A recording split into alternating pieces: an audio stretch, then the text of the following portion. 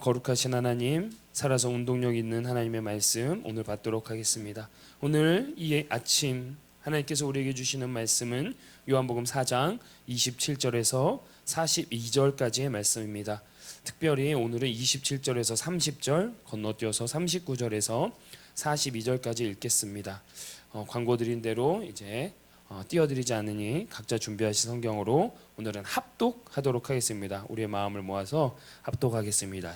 준비되셨죠? 시작. 이때 제자들이 돌아와서 예수께서 여자와 말씀하시는 것을 이상히 여겼으나 무엇을 구하시나이까? 어찌하여 그와 말씀하시나이까? 묻는 자가 없더라.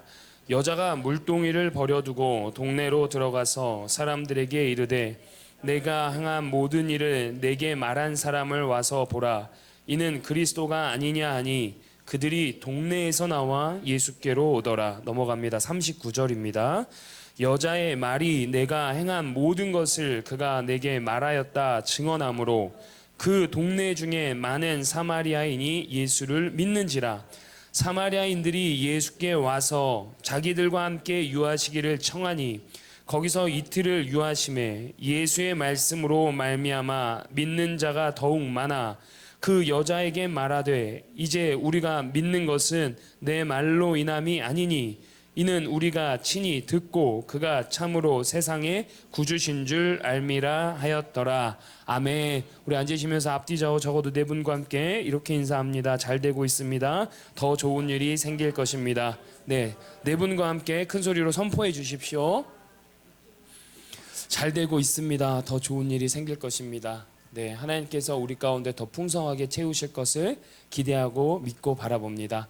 오늘은 요한복음 강의 19번째 시간인데요. 잘 오셨어요. 잘 지내셨죠? 반갑습니다. 네, 여기서 뵈니까 너무 좋습니다. 네, 그리고 또 지난주에 못 봤던 우리 형제님도 뵙게 되고 또 우리 금요일에 못 봤던 집사님도 뵙게 되고 너무 좋습니다. 네, 아쉽지만 또 아이들이 있다 보니까 저희 교회가 아이들 때문에 좀 이렇게 아파가지고 못 오는 분들도 있어요. 그래서 참 이런 것도 또 기도의 제목이구나, 교회를 세워가는데 그렇구나라는 생각을 하게 됩니다. 오늘 더일처치 요한복음 강의 19번째 시간입니다. 벌써 생각을 해보니까 23번째 주가 된 것 같아요. 24주자 더일처치를 하나님께서 우리를 통하여 세우신 게 벌써 그렇게 시간이 흘러가고 있고 이제 6개월을 다 가고 있습니다. 오늘 함께 나눌 말씀의 제목은 마중물의 삶, 나로부터 전해지는 복음입니다. 여러분 한번 다 같이 크게 한번 읽어보겠습니다. 시작. 네, 마중물의 삶, 나로부터 전해지는 복음이라는 제목으로 하나님의 말씀을 나눠보도록 하겠습니다. 여러분, 제가 오늘 시작하면서 시를 한 편 읽었으면 좋겠어요. 우리가 함께 시를 읽었으면 좋겠습니다. 제가 그렇게 좋은 목소리는 아니기 때문에 이렇게 낭낭하게 여러분들께 다가설지 모르겠지만 오늘 말씀을 시작하면서 한번 시 한 편 읽어보도록 하겠습니다. 마중물이 되어준 사람. 사실 이렇게 반주 같은 거 나오면 좀 더 좋긴 할 것 같은데 이걸 생각을 못했네요. 저희가. 네. 펌프질로 물 길어 먹을 때 마중물이란 게 있었습니다. 마중물 한 바가지 먼저 펌프 윗구멍에 붓고 부지런히 펌프질 하다 보면 마중물은 어두운 땅속 깊이 내려가 꾹 엎드려 숨어 흐르는 거대한 물줄기 만납니다. 잠시 후 마중물과 더불어 함께 올라오는 그 큰 물줄기의 무게가 낭창하게 손에 느껴지는 감이 오졌습니다. 나 기쁨 잃고 우울하였을 때, 나 믿음 잃고 이리 기웃 저리 기웃 방황할 때, 나 위하여 기쁨의 마중물이 되어준 사람 있습니다. 내 앞서 팔 걷어붙이고 그 엄청난 큰일 시작할 수 있도록 마중물이 되어준 사람 있습니다. 내 삶의 답답함 심연 속에 시원한 생수로 찾아온 마중물 사람, 그 사람에게 감사합니다. 그리고 이제 나도 누군가의 마중물이 되어야겠습니다. 그리고 이제 나도 마중물 노릇하며 살겠습니다. 왠지 아멘을 해야 될 것 같은 시죠. 네, 이 지은이가 목사님이세요. 네, 마중물 같은 사람이라는 시가 오늘 제가 말씀을 전하고자 하는 모든 메시지가 여기에 담겨 있어서 한번 시를 읊어봤어요. 나도 누군가의 마중물이 되어야겠습니다. 나도 이제 마중물 노릇하며 살겠습니다. 이게 오늘 제가 여러분들께 한번 나누고 싶은 말입니다. 여러분, 마중물을 아십니까? 마중물이라는 걸 이렇게 우리 어머니 아버님 세대는 아실 거고, 또 여기서부터 오랫동안 자라신 분들은 모르실 수도 있을 것 같아요. 그래서 제가 참고로 옆에 그림도 하나 준비했는데, 이게 옛날 한국에서 상하수도 시설이 준비되어 있지 않을 때 이렇게 설치되어 있던 워러 펌프 같은 거죠. 그래서 수동으로 이렇게 막 펌프질을 해서 올리는 건데, 저는 이 마중물이라는, 마중하다라는 단어를 참 좋아해요. 마중하다라는 뜻을 아시나요? 어떤 손님이 오실 때 저 동구 밖까지 나가가지고 그 손님을 기다리고 마중 나가는 거, 엄마 아빠의 퇴근을 마중 나가는 거, 뭐 이런 것들이에요. 저는 어릴 적 마중했던 기억들이 많이 있는데, 여러분들은 어떠신가요? 여기 사는, 이렇게 미국에서 사시는 어린 친구들은 마중 나가는 게 쉽지 않아요. 그렇죠? 차로 하니까. 근데 한국은 걷는 문화다 보니까 마중 나가는 건데, 이 마중물이라는 게 쉽게 얘기하면은 펌프질을 하는데, 상하수도 시설이 안 돼 있을 때 펌프질을 하는데, 이 펌프를 해서 밑에 있는 물을 끌어올려야 된단 말이에요. 그런데 그 물이 그냥은 안 올라와요. 그렇기 때문에 물 한 바가지 싹 저 펌프에 붓고 펌프질을 하기 시작하면 그 물이 쑥 내려가서 압력으로 인해서 깊은 샘물을 끌어올린단 말이에요. 이 펌프를 보신 분들 있죠? 믿진 않으시겠지만 저도 봤습니다. 저희 세대 때도 상하수도 시설이 어느 정도는 되어 있지만, 그래도 저희 동네에 이렇게 종종 이 펌프가 있었어요. 저희 아내와 저는 어린 시절에 만났습니다. 그래서 한 교회, 동네 교회에서 같이 자랐는데, 저희 아내는 아마 기억이 없을 겁니다. 같은 동네를 살아도 이게 이 펌프가 있는 동네가 있고 펌프가 없이 괜찮은 동네가 있는 거예요. 그러니까 별로 나이 차이가 안 나는데 저는 이 기억이 선명히 있어요. 우리 동네에 이런 펌프들이 어렸을 때 있었단 말이에요. 그래서 장난삼아 펌프질을 해도 안 나와요. 근데 어떤 아저씨, 홍 집사님 같은 아저씨가 딱 와서, 맥가이버 같은 아저씨가 와서 딱 하면서 하면 너무 신기하게 잘 나와. 펄컬컬컬컬 나오는 그런 것들이 기억이 나요. 영어로 봐도 calling water예요. 이게 뭐예요? 부르는 물이에요. 부르는 물. 저 깊이 있는 샘물을 불러내는 물. 마중물은요, 부어내면 사라집니다. 더 이상 있지 않습니다.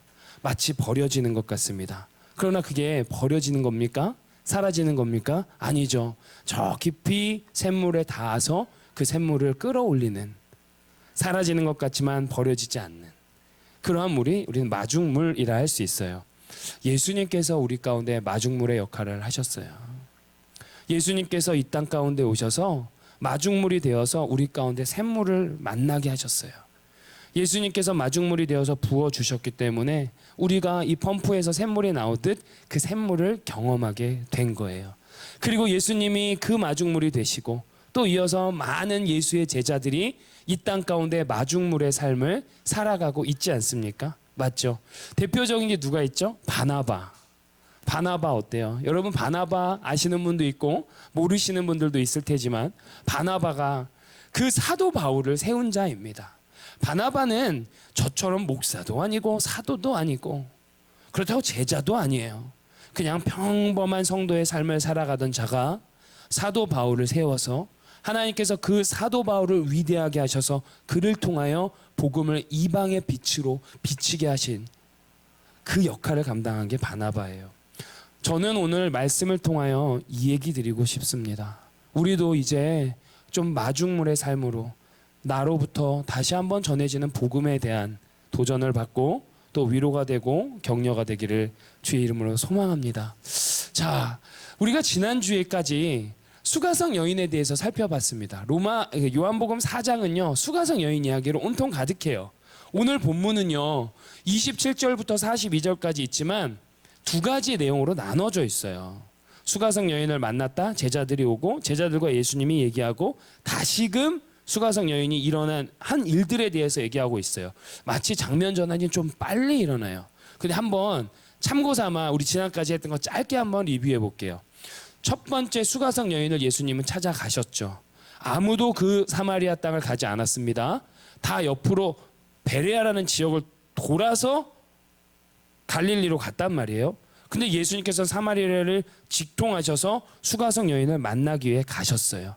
그리고 첫 번째 뭔 얘기를 했을까요? 우물. 그냥 마셔도 끝이 없는 그 우물 찾아온 수가성 여인에게 예수님께서 내가 이제 우물이 아니라 샘이 되게 해주겠다 말씀하십니다. 그렇죠? 그리고 나서 수가성 여인은 그 샘, 마르지 않는 그 샘물 나한테 좀 달라고, 나 너무 목말라 죽겠으니까 달라고 얘기하시죠. 그리고 나서 예수님은 어떻게 하시죠? 더 깊게 그의 삶으로 들어가세요. 남편 이야기 하시죠. 남편 이야기 하니까 맨 처음에 수가성 여인이 예수님을 그저 그런 유대의 한 남자로 봤다가 어떻습니까? 이제는 선지자인가 하는 정도까지 온 거예요. 인식의 전환까지 일어났어요. 그리고 예수님은 이어서 예배 이야기 함께 나누시죠. 수가성 여인이 예배의 장소를 물을 때 예수님은 무엇으로 대답하셨죠? 때에 대한 얘기를 하십니다. 지금 이때다. 근데 그 예배는 어떻게 드린다 합니까? 영과 진리로.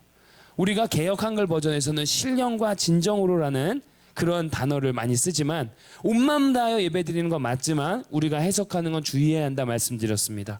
영과 진리로 드리는 예배는 온 마음으로 드리는 거지만 그에 앞서서 성령 하나님 그리고 진리는 누구죠? 예수 그리스도. 말씀의 실체로 오신 진리 되신 예수 그리스도라 말씀드렸어요. 영과 진리로 예배 드리는 것. 그렇기 때문에 교회 마당만 밟고 가는 자들 많다 했습니까? 안 했습니까? 많다 했습니다. 영과 진리는 내가 갖고 싶다고 가져지는 게 아니라 하나님께서 강권적으로 우리의 심령과 영혼과 삶 가운데에 성령 하나님을 부으셔서 거듭남의 역사를 이루시키시고 예수 그리스도를 구원주로 받게 하실 때 참 예배자가 될 수 있다 말씀드렸습니다. 그래서 이런 얘기 드렸죠. 누구나 우리 교회 문 열고 오실 수 있습니다. 그러나 아무나 드릴 수 있는 것이 예배가 아니라는 말씀.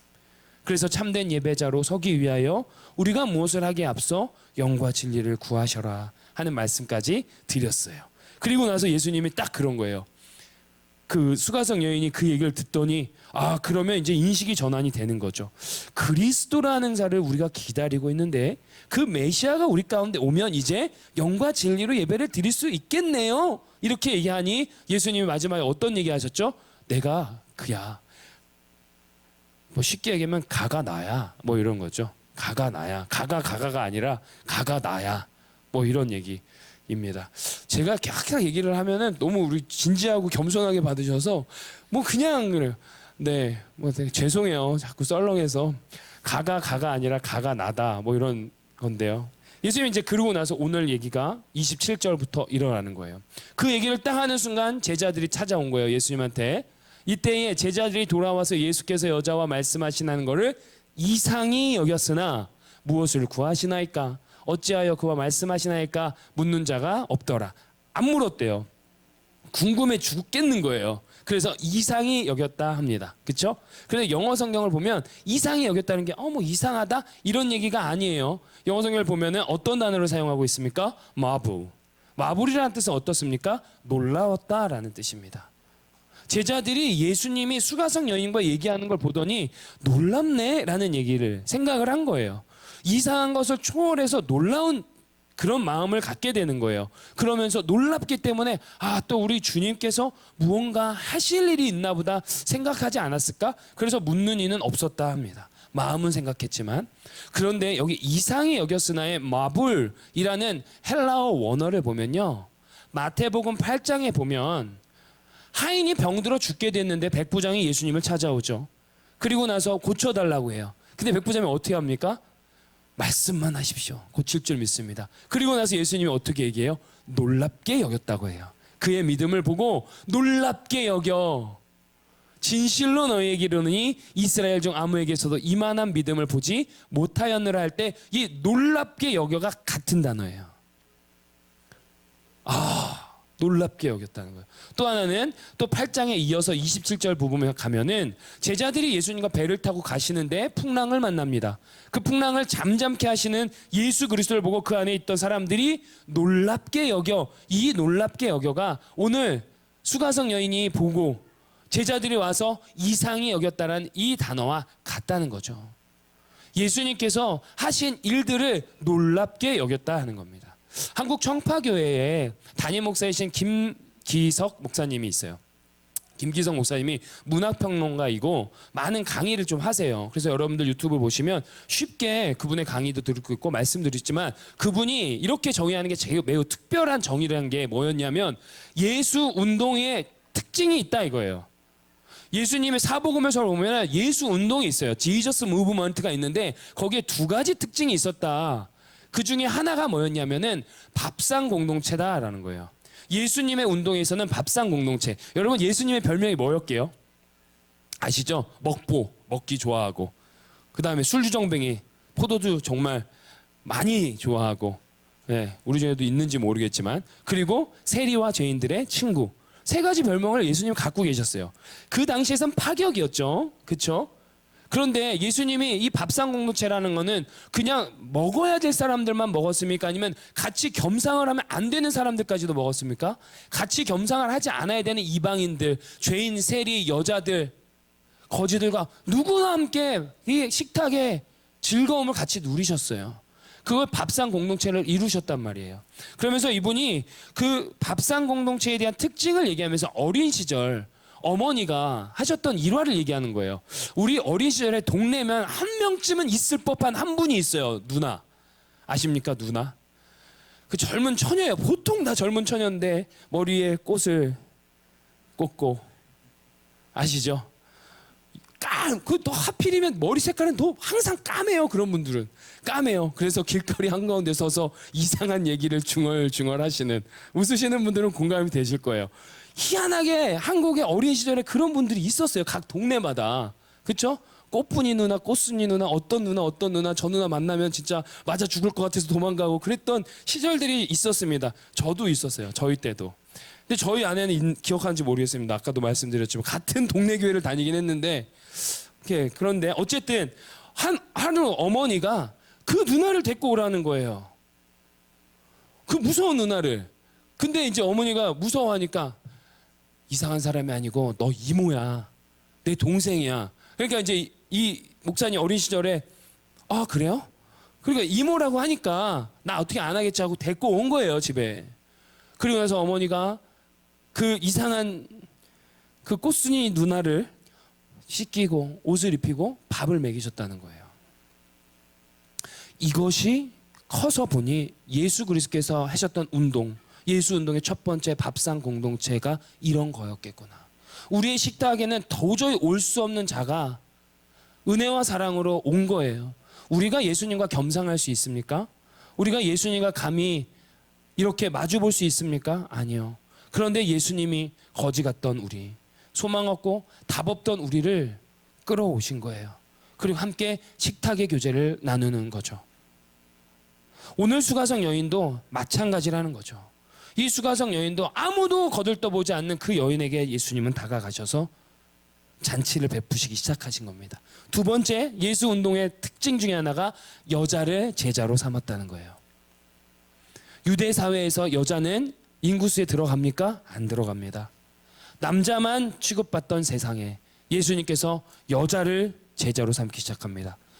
마리아가 대표적인 예죠. 맞지 않습니까? 수가성 여인도 예수께서 그를 만나시기 시작했다는 거예요. 이것이 예수님께서 우리 가운데 행하신 밥상 공동체 예수운동. 그러니 제자들이 예수께서 하신 그 모든 파격적인 것들을 놀랍게 여기는 거예요. 아무도 이 시간에 금기시 되었던 그 어떤 것들을 하지 않았는데 예수께서 행하기 시작했던 겁니다. 그것을 보고 제자들은 놀라워했다라고 얘기하는 거죠. 이어서 여자의 반응이 일어납니다. 예수가 내가 그리스도다라고 얘기했더니, 그리고 제자들이 오니까 여자가 어떻게 합니까? 한번 읽어주시겠습니까? 시작.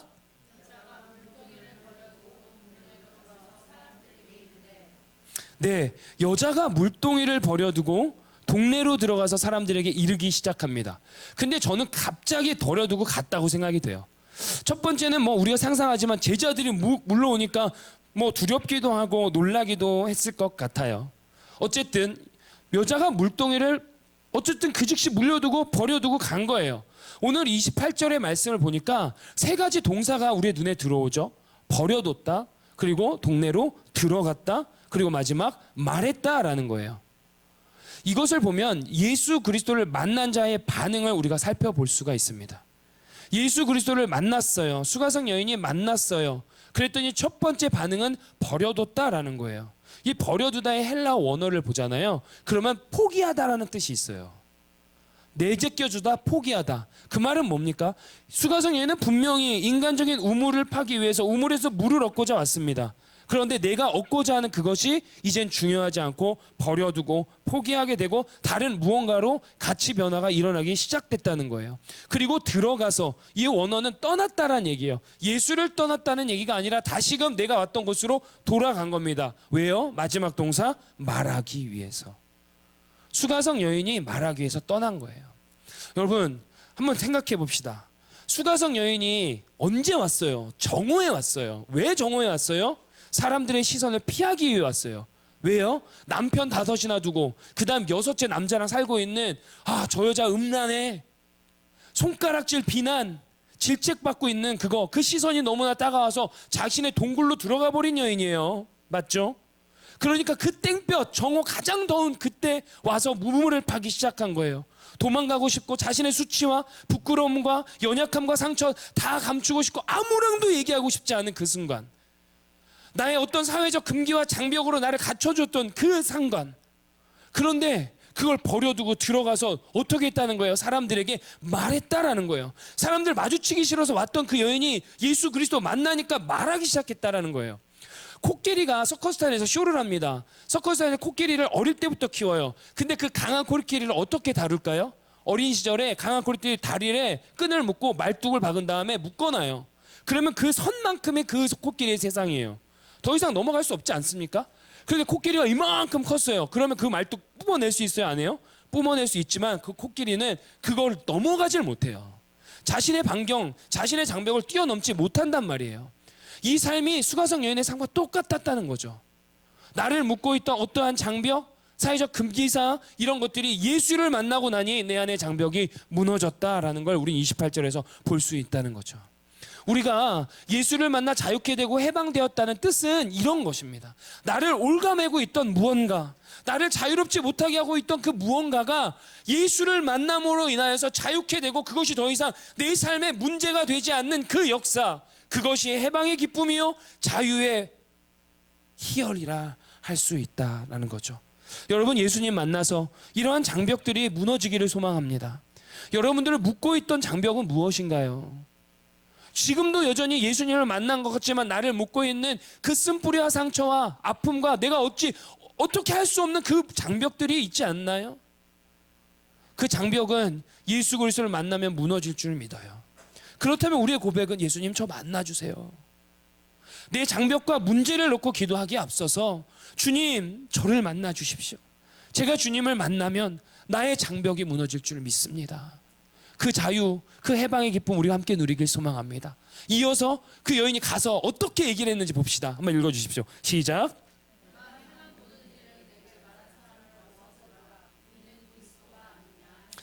아멘. 어떻게 합니까? 내가 행한 모든 일을 그 사람이 압니다.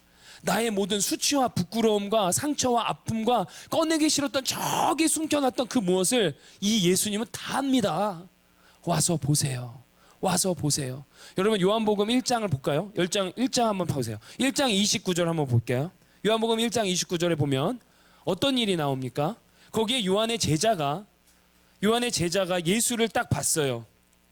그쵸? 보라 하나님의 어린 양이다 이렇게 얘기하고 나요. 그리고 나서 35절로 넘어가 보십시오. 그러면 이튿날 요한의 제자 둘이 예수를 찾아갑니다. 그쵸?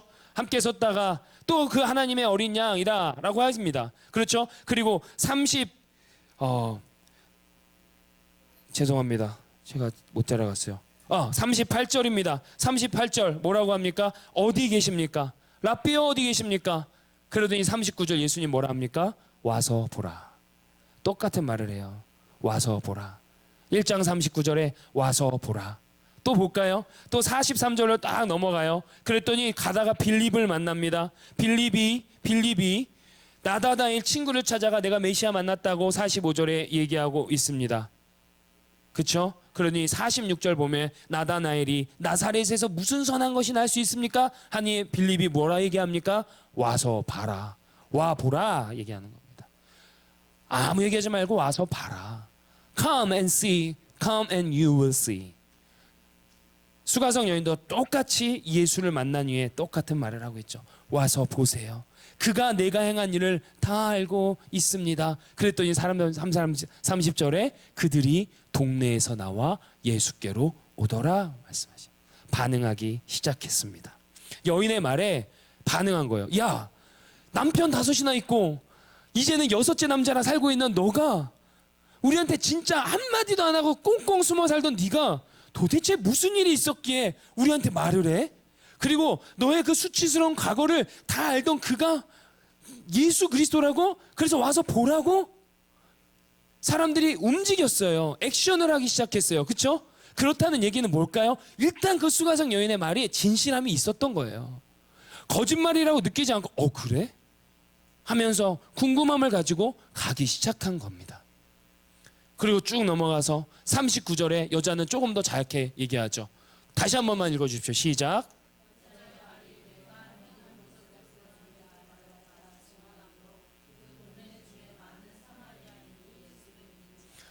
주목할 단어는 믿는지랍니다. 증언함으로 믿는지라. 내가 예수님 만났어요. 근데 그 예수님이 나의 모든 과거를 아세요. 그런데 저한테 영원한 생수의 강물을 주신대요. 그리고 그가 메시아래요. 내가 그렇게 기다렸던 메시아, 내 갈급함을 채워줄 수 있는 그 메시아래요 라고 얘기했더니 사람들이 왔고 사마리아인이 예수를 어땠대요? 믿었대요. 근데 여러분, 저는 궁금한 게 있는 거예요. 진짜 이게 참 믿음이었을까? 그 말만 들었다고 그래 예수가 메시아다 라고 믿었을까? 그건 궁금해요. 여기 있는 믿음과 이제 또 이어서 우리가 함께 보는 그 믿음에 약간 차이가 있을 것 같아요. 40절, 사마리아인들이 예수께 와서 자기들과 함께 유하기를 청하니 거기서 이틀을 유하심에 41절 읽어주십시오. 시작. 예수의 말씀으로 말미암아 믿는 자가 더욱 많아. 여기에 믿는 거와 39절에 믿는 건 다른 얘기예요. 그렇죠? 여자가 증언함으로 믿은 거고요. 41절은 어때요? 예수의 말씀을 들음으로 믿었다는 겁니다. 어떤 게 찐믿음일까요? 이거죠. 그 믿음의 차이가 있다는 거예요.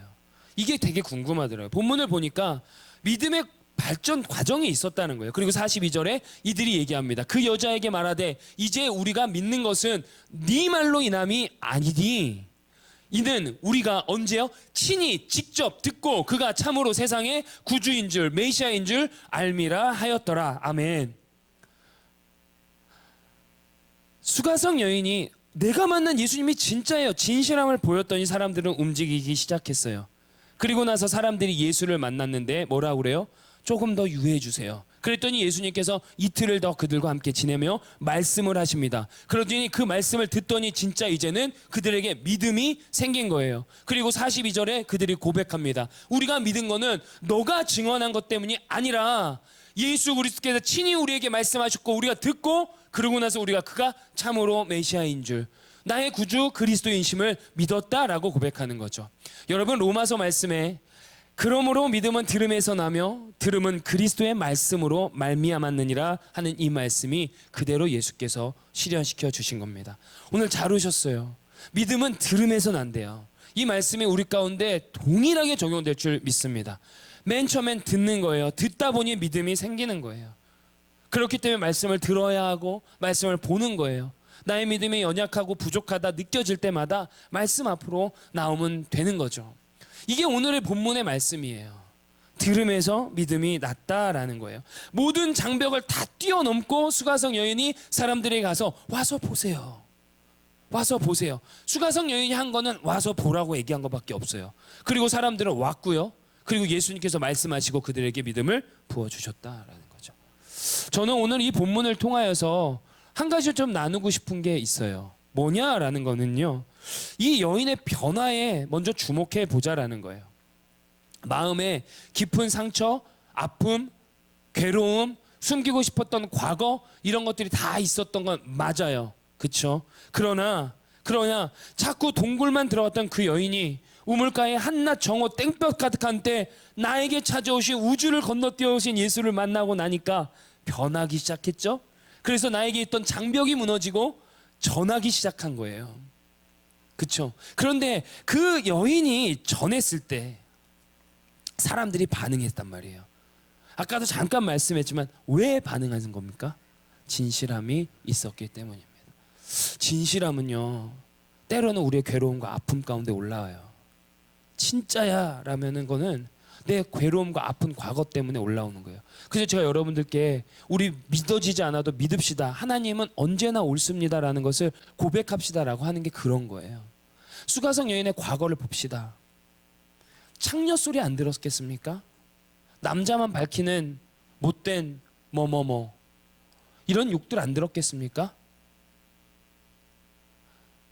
정말 수치스럽고 부끄러웠지 않겠습니까? 여러분, 사람에 치이다 보면요, 정말 인생이 그냥 나락으로 떨어지는 건 순간 아닙니까? 많은 젊은 연예인들이 왜 죽어요? 사람한테 치이다 죽어요. 그렇게 사람한테 치유는 어느 누구도 동굴에 안 들어가고 싶겠습니까? 무기력해지기 딱 좋습니다. 그렇죠? 웃음도 없고 눈물도 안 나요. 감정에 메마르면 극에 달하죠. 우울은 극도로 치솟고 모든 게 귀찮고, 그렇죠? 이대로 사는 게 맞나? 딱 죽고 싶다라는 생각까지도 들지 않겠나요? 그런데 그런 바닥을 치고 있는 그 시점에 우리가 예수님을 만나요.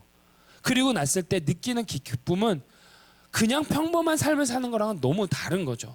그렇다면 우리 가운데 허락된 고난과 아픔을 통하여서 하나님께서 우리를 만나주시고 만져주시고, 심지어 그것이 죄악된 모습이라 하더라도 그것을 통하여 우리가 예수님을 만났을 때 우리 가운데 고백되는 진정성과 진실함은 그 파워가 말도 못하게 크다는 거예요. 수가성 여인의 변화에 왜 집중하냐는 것은, 수가성 여인은 진짜 그냥 그렇고 그런 평범한 여인이 아니었다는 거예요. 누가 봐도 죄인이에요. 누가 봐도 더러운 여자예요. 누가 봐도 수치스러운 사람이에요. 그런 그에게 예수께서 찾아가시고 삶의 회복을 명하시는 거예요. 그리고 그가 전하는 그 메시지는 진실한 거예요. 내가 예수 만났어요 하는 그 마음은 진실한 거라는 거예요. 여러분, 저는 이 진실함과 진정성을 오늘 키워드로 마지막에 결론을 다 드리고 싶은데, 제가 목회를 하기 전에 이제 직장 생활을 하면서 있던 직종은 금융 쪽이었어요. 금융 쪽에서 사용되는 단어를 하나 오늘 소개할 건데, POM이라는 단어예요. Policy Owner Marketing이라는, 이거는 금융권, 특히나 보험이나 증권에서 사용하고 있는 마케팅 용어입니다. Policy Owner Marketing, 쉽게 얘기하면 우리 회사의 기계약 고객들을 대상으로 재마케팅, 리세일을 하겠다라는 마케팅 전략입니다. 이해되시죠? 여기까지. 예, 저는 여기서 경영학 강의를 드리려고 하는 게 아니라 우리 이거를 한번 우리의 삶과 비교하려고 합니다.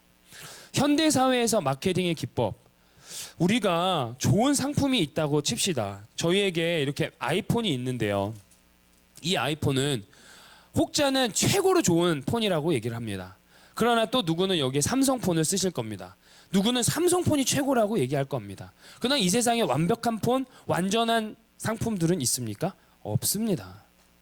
그러면 이거를 판매하는 세일즈맨은 여기에 진짜 확신이 있는 겁니까? 더 이상의 핸드폰은 안 나옵니다. 더 좋을 수 없습니다. 이런 얘기를 하고 파는 겁니까? 좋은 세일즈맨은 어떻게 파는 거죠? 이게 단점이 있고 결함이 있다 하더라도 이거를 소비자로 하여금 살 수 있게 신뢰를 주는 거 아니겠습니까? 그게 현대사회의 마케팅이에요. 많은 기업체들이요, 그렇기 때문에 브랜드 광고에 어마어마한 막대한 천문학적인 돈을 투여하고 있습니다. 예를 들면 NBA 있잖아요. NBA, 우리 지금 농구, 미국 농구 리그의 지금 메인 스폰서가 기아예요.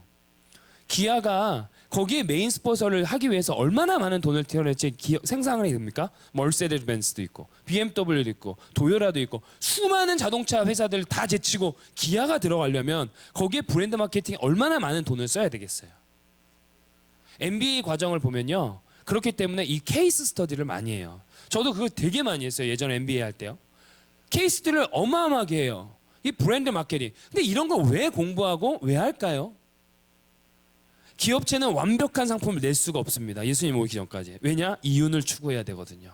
그거 다 바꾸면 다 망해요. 그렇죠? 이윤을 추구하는 기업들이 상품을 내는데 그 상품을 그럴싸하게 주기 위해서, 팔아내기 위해서 가장 힘쓰는 건 뭡니까? 브랜드 이미지예요. POM 기계약 고객들에게 또 다른 상품을 팔 때 가장 중요하게 여기는 세일즈맨들의 그게 뭔지, 가치가 뭔지 아세요? 신뢰예요. 신뢰. 이 고객이 나를 믿기에 내가 추천하는 상품을 믿고 사는 거예요.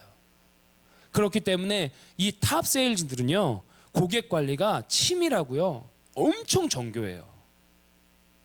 고객 관리가요. 그러면 이들이 판매하는 거는 자신이 갖고 있는 것이 확신이 있어서가 아니에요. 그들과 신뢰 관계를 구축했기 때문에 그 상품을 선택하고 그 회사를 선택하는 거예요. 저는 오늘 이 얘기를 하면서 우리가 세상을 향하는 자세에 대해서 한번 얘기해 봤으면 좋겠다는 거예요. 제가 목사이지만 확신이 있냐 이거예요. 저도. 세상 사람과 똑같지 않냐 이거예요. 우리가 진짜 예수를 믿는다고 하고 이 말씀을 하나님의 말씀이라 믿는다 하면서 진짜 여기에 확신을 가지고 세일즈하고 있느냐 이거예요. 우리도 이 세상과 똑같이 별다를 바 없이 뭐 하고 있는 거냐? 예수 팔아 장사하고 있는 거 아니냐라는 거죠. 이 시대의 많은 목회자들과 교회들이 자신의 교회를 불리기 위하여서, 내가 좀 더 좋은 위치에 가기 위해서, 심지어 성도들이 교회에 나와가지고 기도하고 왜 쓰는 게 뭡니까? 더 우리 자식들 건강하고 우리 가족 건강하고 돈 더 잘 벌기 위해서. 진짜 믿는 건 아닌데, 그리고 나서 우리가 나가서 내가 예수님을 믿는다고 하는 게 진짜 확신을 가지고 예수님을 믿느냐라는 얘기를 하냐라는 거예요. 지금 세상에 있는 세일즈와 마케팅과 우리가 뭐가 그렇게 다르냐 이거죠. 예수라는 상품을 그럴싸하게 포장해서 예수 팔아 장사하고 있는 건 아닌지, 우리 가운데 진실성과 진정성은 전혀 없는 채 그렇게 우리가 살아가고 있는 건 아닌지 모르겠어요. 그런데 또 하나, 이 POM 얘기를 왜 드렸냐면 동시에 우리에게 주시는 위로가 있어요. 내가 미처 확신이 없고 진실한 어떤 그런 것들이 연약하고 부족하다 하더라도 우리에게 주시는 희망은 뭐냐면 신뢰관계라는 것을 아까 말씀드렸죠. 그렇다면 우리가 믿는 범위 안에서 진실한 모습을 보이면, 우리가 진정으로 교회를 사랑하고 예수를 사랑하는 모습을 보일 수만 있다면, 그럼 예수님 전해질 수 있다라는 소망을 잡을 수 있다는 거죠. 이해되시나요? POM 마케팅에서 우리가 배워야 되는 것들이 있다라는 겁니다. 우리 한번 돌아봤으면 좋겠어요. 예수 팔아 장사하고 있는 거 아닙니까? 이단들이 요즘에 판을 칩니다. 저는 가끔 부럽습니다.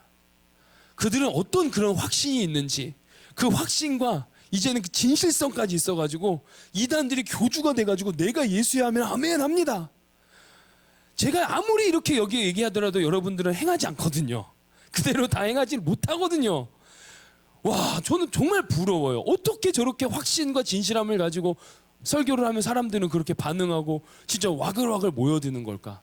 아무리 진짜 얘기를 한다 하더라도 우리는 일반 기성교회에서 설교를 해도 그냥 예 오늘 좋았습니다 하고 돌아서서 우리는 까먹기도 하고 그대로 살지 못하는데, 액션을 정말 잘 이끌어낸단 말이에요.